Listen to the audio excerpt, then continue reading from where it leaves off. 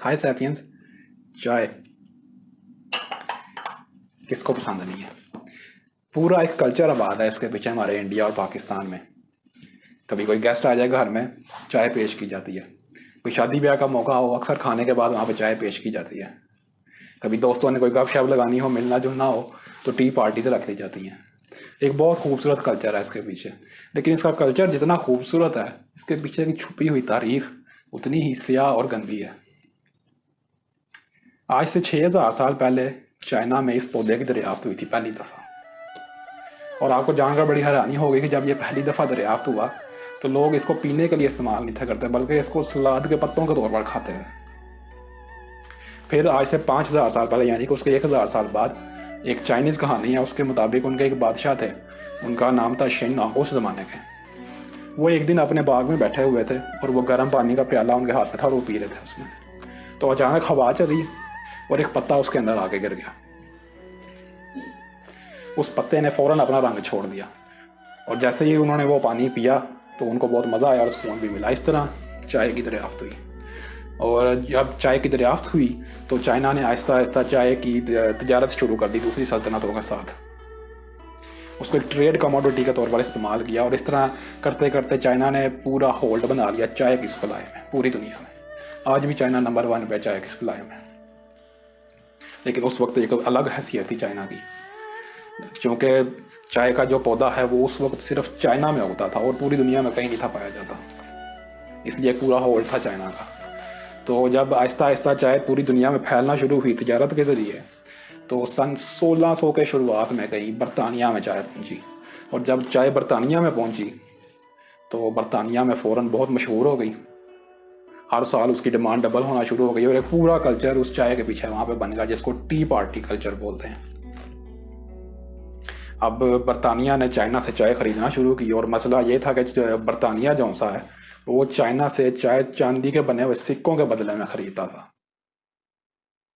अब बरतानिया में हर साल चाय की डिमांड डबल हो रही थी और बरतानिया को एक मसला शुरू हो गया कि अगर हम लोग इसी राह पर चलते रहे तो हमारी सल्तनत में तो बहुत जल्द चांदी की कमी हो जाएगी। तो इसके लिए उन्होंने एक और फसल जो चाइना में बरतानिया में उगती है उसका इस्तेमाल करना शुरू किया।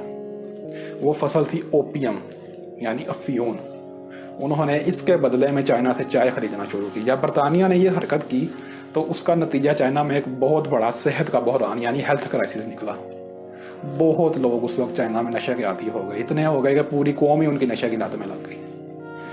तो इन सब को ख़त्म करने के लिए सन 1800 की शुरुआत में उस वक्त के बादशाह के एक गवर्नर थे, उनका नाम था लिन शीशू। पता नहीं अब मैं ठीक बोल रहा हूँ कि नहीं। तो उन्होंने एक पूरी तहरीक चलाई इसके खिलाफ, अफीम के खिलाफ, जिसका नतीजा ये निकला कि चाइना में अफीम के ऊपर बहुत सख्ती हो गई। जब ये हुआ तो चाइना ने बरतानिया से अफीम लेना बंद कर दिया और इसका मतलब था कि कोई चाय नहीं मिलेगी बरतानिया को। और ये बरतानिया से बर्दाश्त नहीं हुआ तो बरतानिया ने चाइना के खिलाफ एक जंग शुरू कर दी, जिसको फर्स्ट ओपियम वार यानी पहली अफीम की जंग बोला जाता है। ये 1840 में शुरू हुई और 3 साल तक मुसलसल जारी रही। और फिर उसके बाद नतीजा ये निकला कि चाइना जो सा ये जंग हार गया और चाइना को बहुत ज़्यादा माली नुकसान उठाना पड़ा। और जब अमन मुआहदा हुआ चाइना और बरतानिया के दरमियान, तो बरतानिया ने हांगकांग और उसके इर्द गिर्द के इलाकों के ऊपर कब्जा कर लिया और उनको अपनी कॉलोनी बना लिया, बिल्कुल जिस तरह इन्होंने हमारे बड़े सगीर इंडिया पाकिस्तान के साथ किया था। ये उसी ज़माने की बात है। तो जब बरतानिया का कब्जा हो गया वहाँ पे, तो अब चाइना की तरफ से बरतानिया को चाय की सप्लाई मिलना शुरू हो गई। लेकिन अभी भी मसला एक था कि चाय का पौधा अभी भी चाइना में ही था।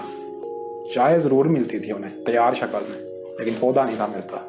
अब ये चीज़ बरतानिया से बर्दाश्त नहीं थी हो रही। तो बरतानिया ने सन 1850 के करीब, उनकी एक कंपनी है बहुत मशहूर है जो उस ज़माने में थी, अब ख़त्म हो गई है, आपने भी नाम सुना होगा अक्सर तारीख़ की किताबों में उसका, ईस्ट इंडिया कंपनी।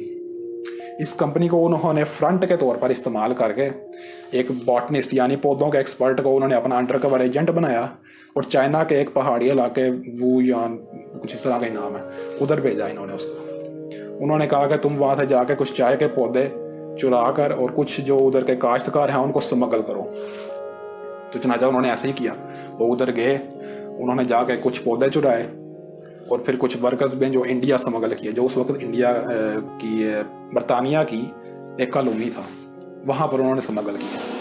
इस तरह से जो चाय का पौधा है वो इंडिया पहुँच गया, और फिर इंडिया से चूँकि वो एक बरतानिया की कॉलोनी थी पहले ही, तो फिर वहाँ से आगे पूरी दुनिया में चाय का पौधा फैलना शुरू हो गया। फिलिस्तीन, नेपाल, श्रीलंका, भूटान, अमेरिका भी पहुँच गया, हर जगह पहुँच गया, और इस तरह चाय का पौधा पूरी दुनिया में फैल गया। तो ये थी कुछ चाय की एक छोटी सी हिस्ट्री। और एक रिसर्च की अमेरिकन यूनिवर्सिटी ने, उनको एक पता लगा कि चाय के अंदर एक स्पेशल केमिकल पाया जाता है जिसको बोलते हैं कैफीन।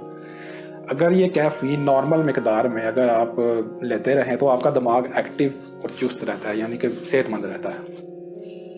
लेकिन अगर आप इस केमिकल की ओवरडोजिंग करें, यानी ज़रूरत से ज़्यादा लेना शुरू हो जाएं, तो उसका नतीजा ये निकलता है कि आपके जिस्म में हड्डियाँ कमज़ोर होना शुरू हो जाती हैं। अब इसकी सेहतमंद मिकदार कितनी है? एक्सपर्ट्स बोलते हैं कुछ के हफ्ते में अगर आप 3 से 4 कप चाय के पी लें तो ये सेहतमंद होता है आपके लिए। तो अगर आप हफ्ते में 3 से 4 कप चाय पीते हैं तो वो ठीक है, नॉर्मल है आपके लिए, सेहतमंद है बल्कि, लेकिन इससे ज़्यादा मत पीजिएगा। और पूरी दुनिया में चाय सबसे ज़्यादा पी जाती है, इतनी ज़्यादा पी जाती है कि पूरी दुनिया में सबसे ज़्यादा जो पी जाने वाली चीज़ है वो है पानी। उसके बाद दूसरे नंबर पर आती है चाय, इतनी ज़्यादा इस्तेमाल होती है। एक बहुत खूबसूरत कल्चर है इसके पीछे। लेकिन अब चूंकि सवाल तो ये है कि अगर चाय है और अगर उसके चाय के साथ उसका शरीके हयात यानी बिस्किट ना हो तो ये तो ज़्यादती है। ये तो बिल्कुल इसी तरह होगा जैसे आप बगैर मीठे के हलवा बना दें। तो मेरी अगली वीडियो इसके ऊपर होगी कि ये क्या है और ये कहाँ से आया, कि इसकी हिस्ट्री क्या है। ज़रूर देखिएगा, मैं संडे वाला दिन डालूंगा, बहुत मज़े की वीडियो होगी। तो आप चाय पीते रहें, लेकिन हफ्ते में 3 दफ़ा से ज़्यादा नहीं। और साथ ही मेरी इस वीडियो को लाइक भी करें, शेयर भी करें, सब्सक्राइब भी करें मेरे चैनल को अगर आप पहली दफ़ा देख रहे हैं तो, ताकि मैं मज़ीद ऐसी मज़े की एजुकेशनल वीडियोज़ बनाता रहूँ। और आपका देखने का बहुत बहुत शुक्रिया। अपना ख्याल रखिएगा।